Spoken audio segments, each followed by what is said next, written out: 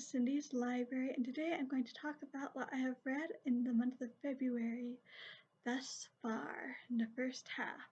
So let us get to it. First, we started off the month in great form with uh, Barchester Towers by Anthony Trollope. I already did a full review, so I will link that there. Short version is basically a continuation 5 years later of The Warren, with old characters and some new ones to add to the mix, and plenty of politics, plenty of romance, plenty of small town shenanigans, plenty of church politics, not just politics.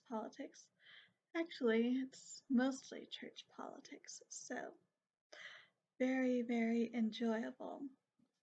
This has also been a month for Dorothy Sayers. So I started that by reading the Whimsy Papers. Now, Whimsy Papers are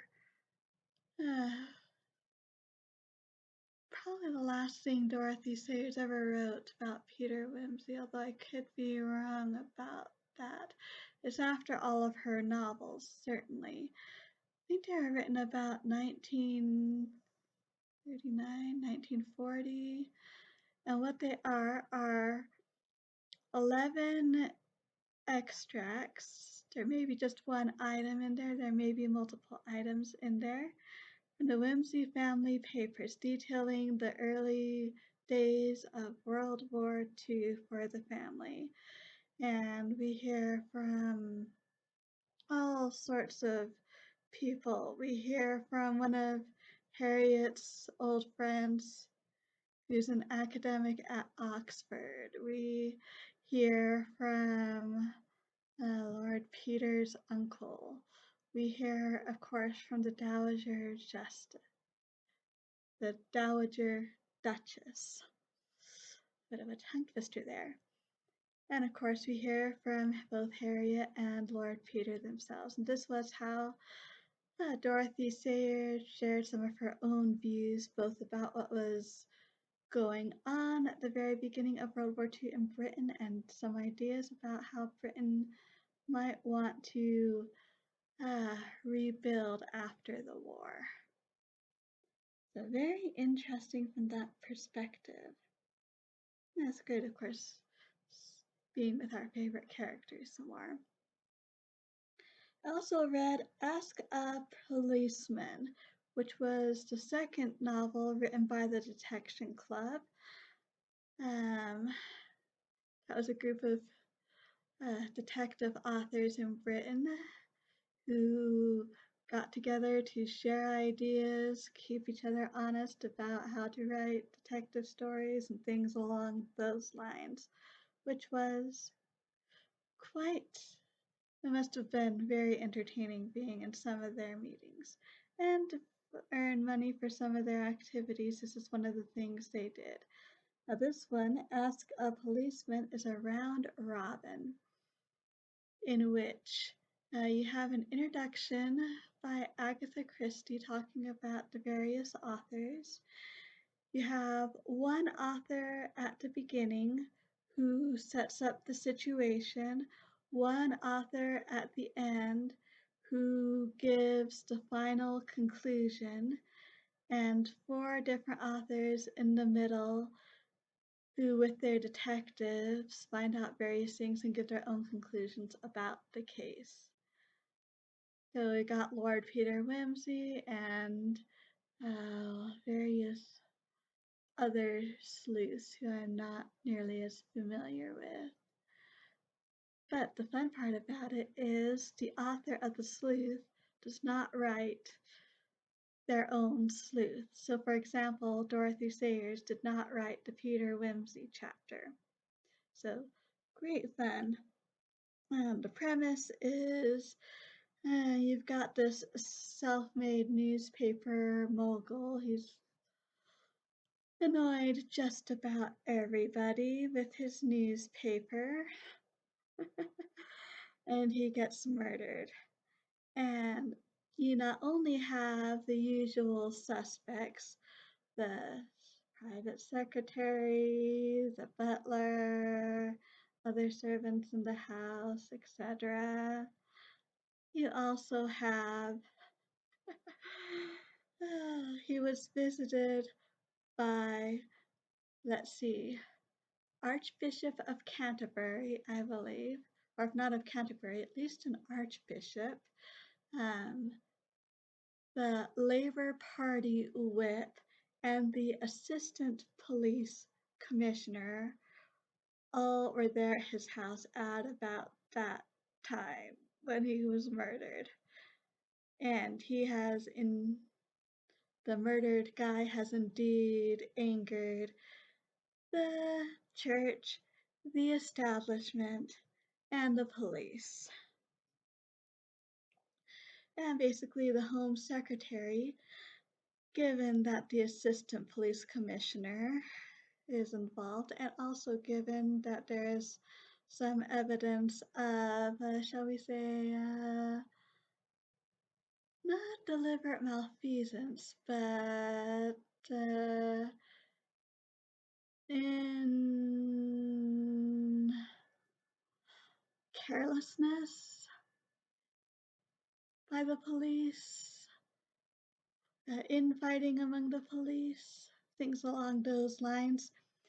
He decides he's going to call four sleuths and allow them 48 hours to see what they can turn up as an independent party, not connected with anyone in the case, or even any institution in the case, which technically the police kind of are with the assistant police commissioner being involved. So, quite amusing.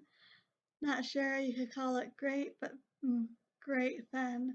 Highly recommended for those of you who enjoy classic detective fiction.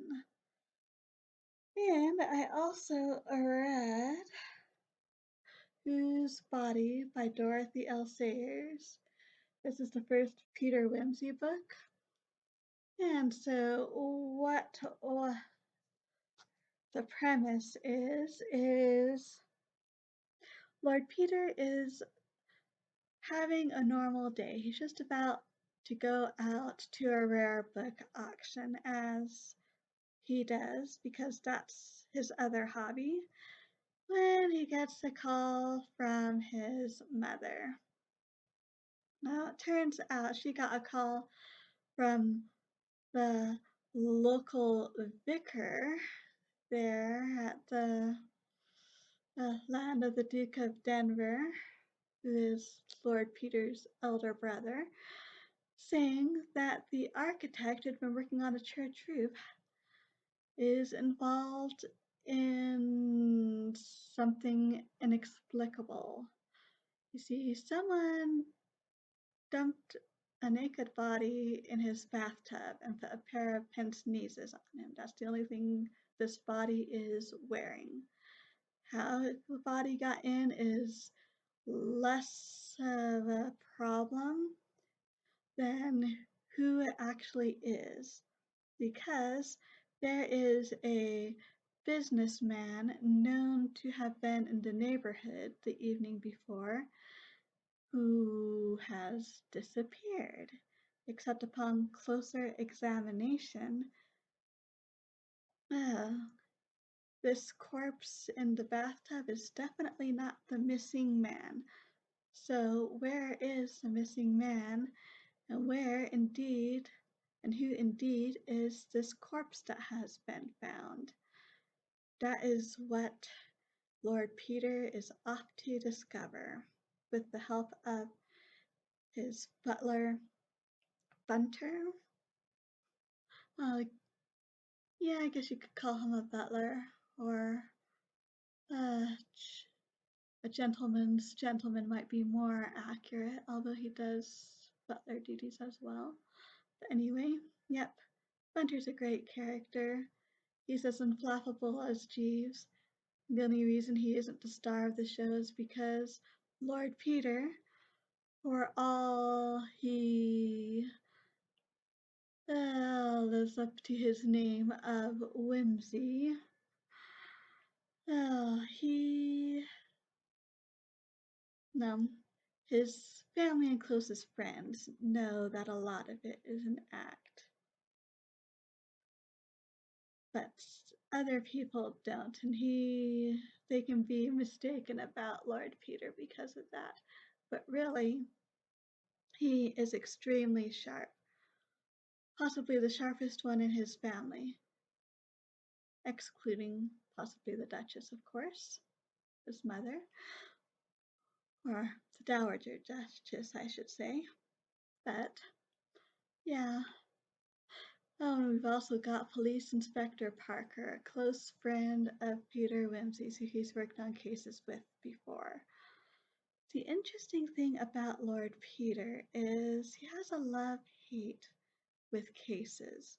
I mean, the whole reason he does it in the first place is basically because he gets bored. And it's an interesting puzzle, and he loves the challenge of solving them. But then about in the middle of the case, it all becomes real for him, with real people and real lives that can be affected by whatever he discovers. And that's where he starts not really wanting to be a detective anymore. Poor guy. But great golden age detective fiction set between the world wars. Very fun. Lord Peter is an extremely fun character to be around. A little bit like Wooster and Jeeves, except Lord Peter is no one's fool. Although he can be fooled, but not like Bertie Wooster. Like a normal person. And he is too clever for his own good. That's probably a good way of putting it. So, there we are. That is what I have read for the first half of February. Rather, shall we say, Dorothy Sayers heavy, but I am okay with that, since Dorothy Sayers is great. And I was in the mood for her, so why not? Love to hear what you have been reading so far in this lovely month of February. Love to hear any suggestions or comments you have. Truly thank you for stopping by my channel today. I really do appreciate it. So hopefully the rest of February will be as good reading wise. Until next time, hope we all stay safe and healthy, and as always, happy reading!